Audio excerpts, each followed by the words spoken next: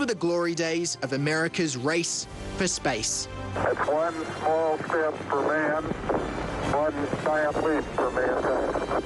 Mercury's first manned flight, the moonshot of Apollo, and finally, the shuttle. Landing gear down and locked. And they all left planet Earth from right here, Florida's Space Coast. It's amazing to see the history of space exploration. It started here. That is what captivates people.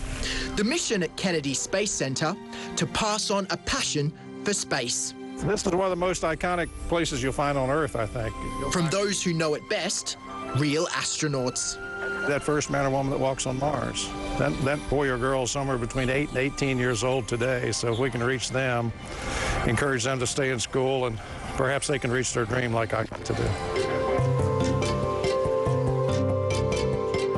To inspire the kids and compete with Disney, it's a space theme park. Now clearing the towers. All engines look good. This is pretty realistic. Yeah. Perfect simulation. On 1, 0 to the speed of sound in less than a minute. It's also a training facility, which is going to spin me in every which way. Oh, this isn't too much fun. Is it over yet? Never again. This supposedly makes me weightless. Oh yes, it's also the world's greatest space museum.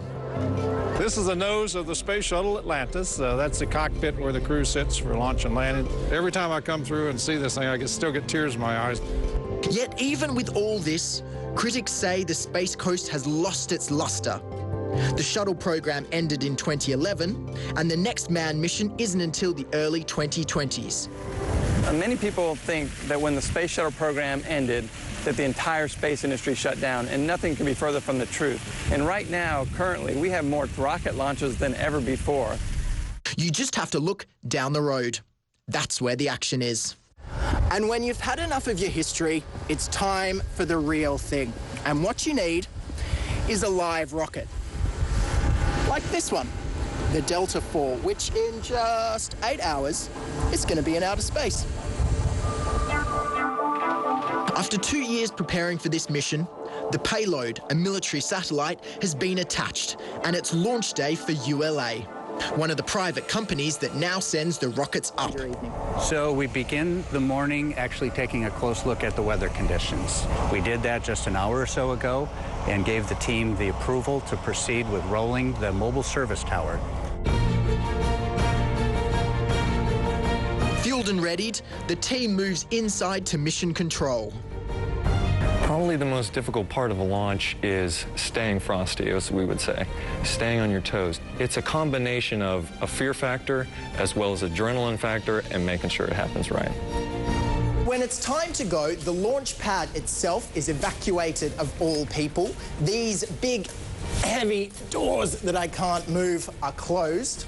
And right here, the engines are lit, and 2 million pounds of thrust is forced directly downwards into the flame bucket below. Status check to proceed with terminal count. You have permission to launch. Proceeding with the count. 5, 4, 3. We have ignition. 2, 1, 0, and liftoff of the United Launch Alliance.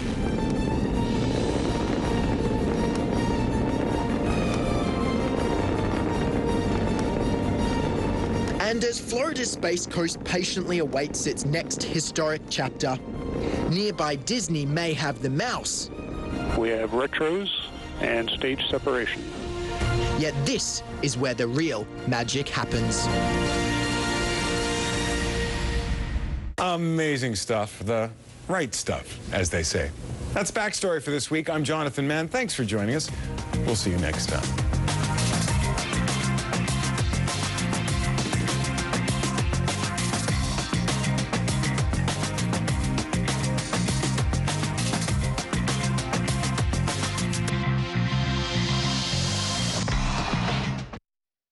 Kate, I'm in Miami. I need a hotel. Okay, I